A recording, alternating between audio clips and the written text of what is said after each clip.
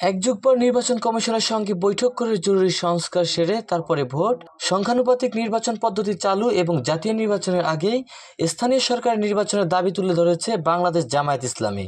বৃহস্পতিবার নির্বাচন ভবনে গিয়ে কমিশনের সঙ্গে বৈঠক শেষে বেরিয়ে দলটির সেক্রেটারি জেনারেল মিয়া গোলাম পরোয়ার সাংবাদিকদের বলেন, নো ইলেকশন উইদাউট রিফর্মস।